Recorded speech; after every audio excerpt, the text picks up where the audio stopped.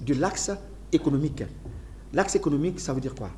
Ça veut dire que nos dirigeants, aujourd'hui, ils se frottent bien les mains lorsqu'ils vont vers les Blancs, lorsqu'ils vont vers les maîtres pour aller prendre de l'argent pour compromettre l'avenir de l'Afrique.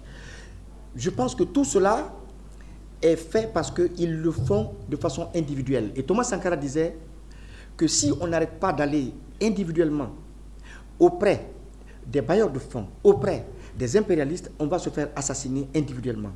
Si la question de la monnaie est posée au Sénégal, ou la question de la monnaie est posée en Guinée, seulement en Guinée, je pense que les leaders qui oseront parler de ça sans être accompagnés par leurs confrères ou leurs compères seront prématurément assassinés. On a toujours vu sur le continent africain comment Modibo a été tué et pourquoi il a été tué. C'était lié à cette question de monnaie. Comment Olympio a été écarté et tué, c'était lié à cette question de monnaie. Donc aujourd'hui, on peut, sans se tromper, dire que les dirigeants africains ont compris l'enjeu. Chacun a compris l'enjeu. Kadhafi a été tué, c'est pour cette question de monnaie africaine. Parce que n'oubliez pas qu'en 2009, Kadhafi avait osé organiser une conférence au Cameroun où il avait dit qu'il mettait 80% des fonds qui allaient servir au premier fonctionnement du Fonds monétaire africain. Et c'est pour il avait signé son arrêt de mort. Donc c'est pour vous dire que tout le monde connaissait la puissance militaire de Kadhafi. Donc quel est ce président aujourd'hui qui va se lever seul, individuellement, pour aller poser la question de la monnaie ou de l'autonomie monétaire de l'Afrique? Ça va être compliqué.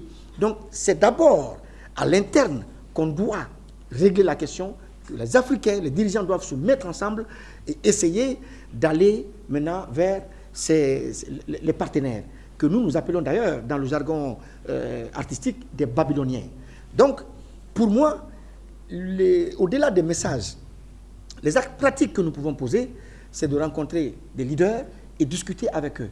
Parce que vous n'êtes pas sans savoir que chaque leader a des conseillers.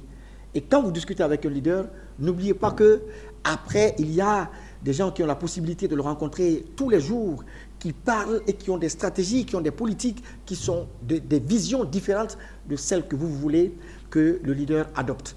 Donc, moi, au-delà de la musique, au-delà de tout ce que je peux faire comme artiste, je vais vers les leaders, les présidents, les dirigeants, je les rencontre et je leur dis, voici le cri du cœur du peuple.